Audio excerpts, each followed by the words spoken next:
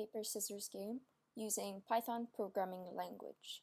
So basically, we all know how the normal game works. So I want to start by allowing the user to input their option, which is going to be rock, paper, scissors, and the computer is going to pick, obviously, on random rock, paper, or scissors. So the first thing I'll do is start by allowing the user to input.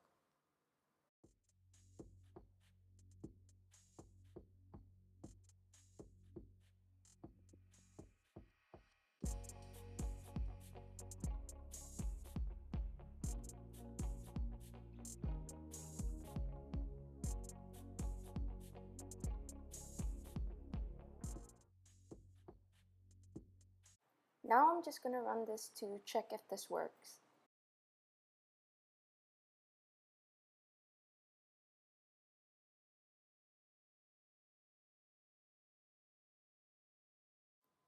Next, I'm going to start by allowing the computer to choose a rock, paper, or scissors at random.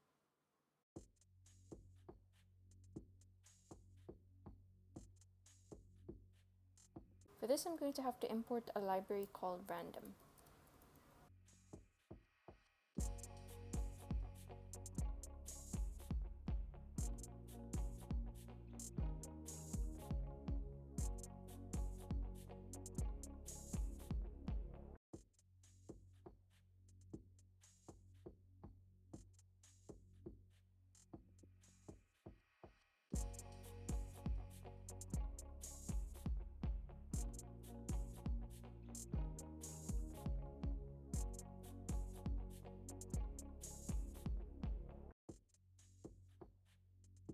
Let's again test to see if this works.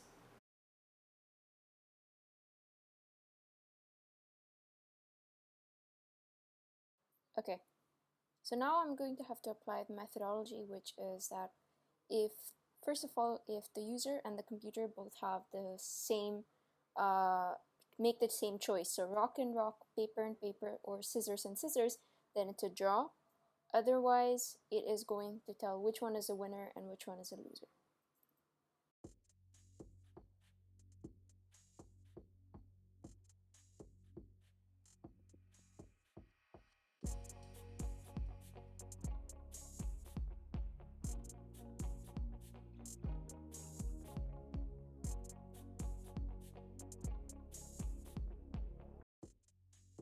Now I'm going to start to list all the different times that the user can win.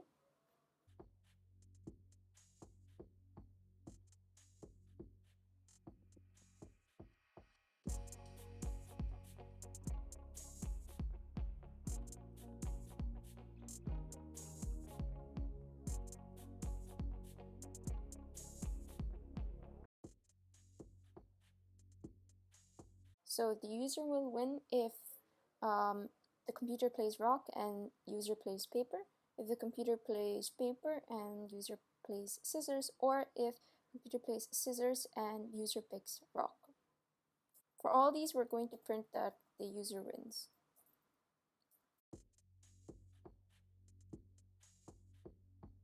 Otherwise, the computer wins and the user lost. Now let's check if it works. I'm going to input rock. The computer picked rock, so it's a draw. Let's do another one. Let's say I pick scissors. The computer picked paper, so that means that I would win. The user wins. Let me try scissors again.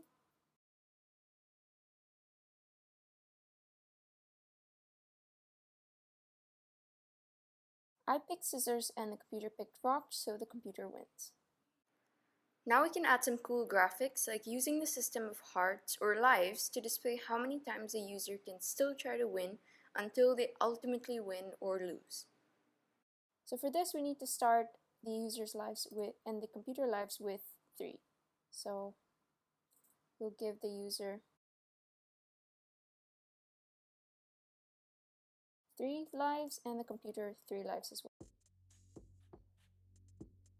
Now, we need to use a loop here because we have to say that the game needs to keep continuing until either the user or the computer will have 0 lives.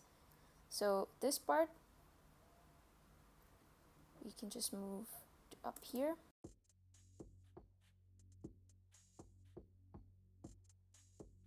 We can use a while loop.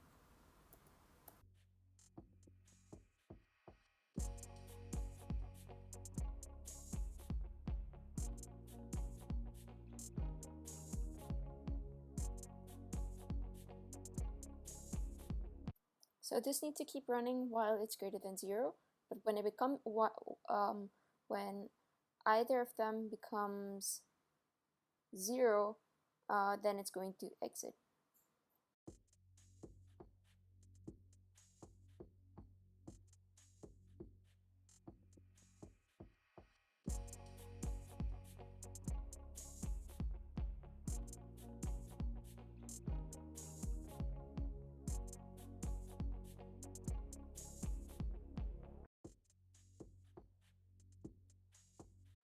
So here we need to say that when someone loses, the number of lives should decrease by 1.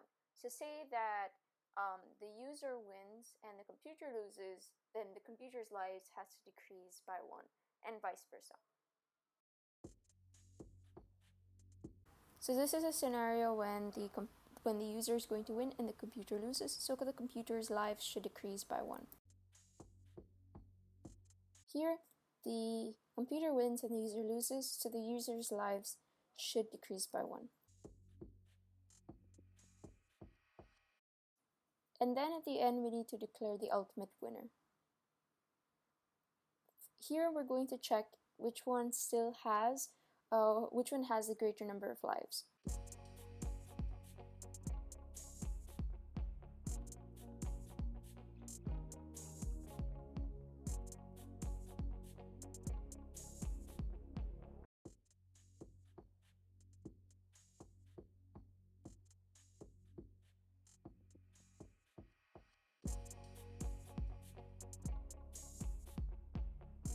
Okay, now let's run and check what happens.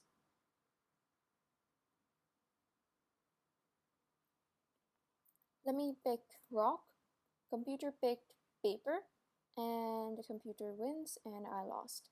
So this looks a bit cluttered. I might want to put the new data on separate lines, so have a little bit of space between them.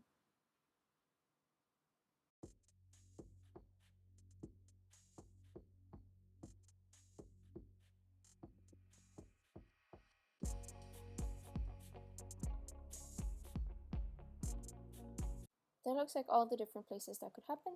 Now let's run it. So pick our choice. I'm going to pick rock. So it's a draw. So none of the lives should have decreased. Let me pick paper. Computer pick scissors. I lost. Let me pick paper again. The computer pick scissors again. I lost. If I lose one more time, then the computer is going to win. So let me pick maybe rock. Okay, so I lost, and because I picked rock and the computer picked paper, and it says the computer is the ultimate champion. Looks like I have a spelling mistake. Good thing I checked that through. It's supposed to be champion. Another thing is that I want to be informed what is the current number of lives that I and the computer have, just to build that sort of feel of a game dashboard. So I want to do this every time after me and the computer picks our choice, and it tells us, who is the winner for that round. So I'm gonna put that over here.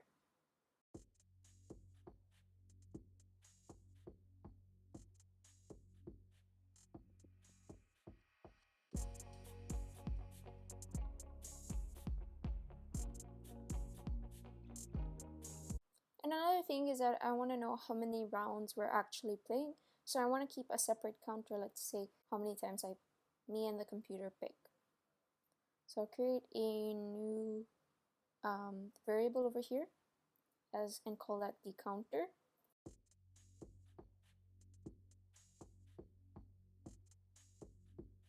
And every time that this loop runs, I'm going to increment this counter by 1 as well. Actually, I wanted to start from 1 because I want to display this that this is round 1 and not round 0.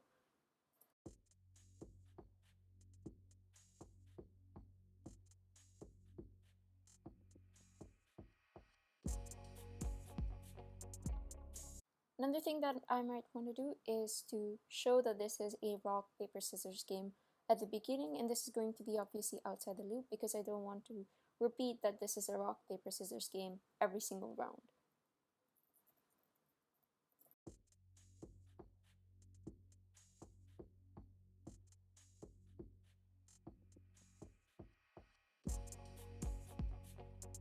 Okay, let's see how this works. So, rock, paper, scissors championship. That looks amazing. So this is round number 1. Pick your choice. I'm gonna say rock. The computer chooses paper, and the computer wins. I just have 2 lives because I just lost. Okay, looks like I didn't increment the counter, so good thing I checked. Now I'm gonna do that. And I wanted to increment by 1 each time. So let's try that again. Another thing is that maybe I want to have a dashed line between each round because you can't really tell from here the round number. Even though I'm informing the user, it still looks a bit cluttered. So I'm going to try to do that.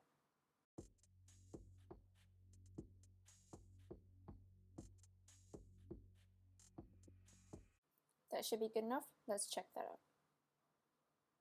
So round, that looks much better. Maybe because this is an official looking number, I want to capitalize this. So I'm going to say round number.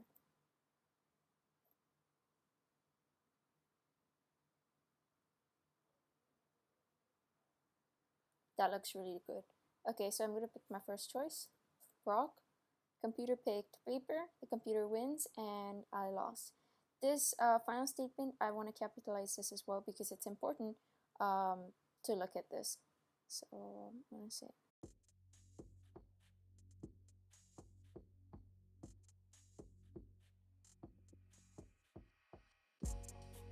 Okay, let's check that out now.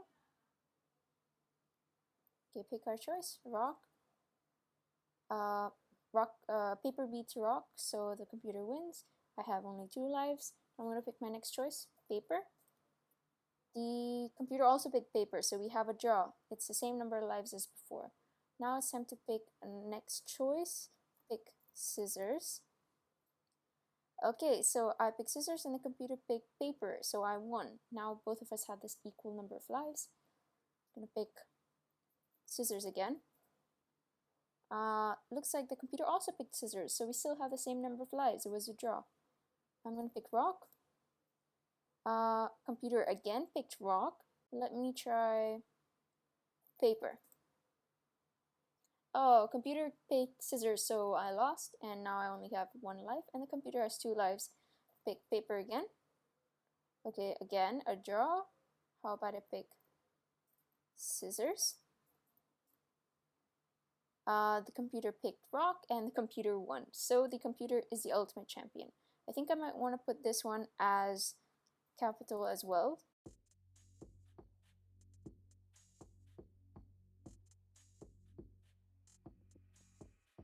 Another thing is that I really like the design, and I can really distinguish the number of times that this game is repeating instead of it looking just like a flood of text. Another thing that I wanted to do was maybe add some heart emojis to visualize the number of lives. So instead of showing, 1 or 2, I might want to show heart symbols to indicate the number of lives visually for the user. For that, I found a heart symbol on the internet, and I'm going to use that to show the lives. For this, I need to use a function to display the number of lives. So I'm going to say that I'm going to create a function for the users and computer lives.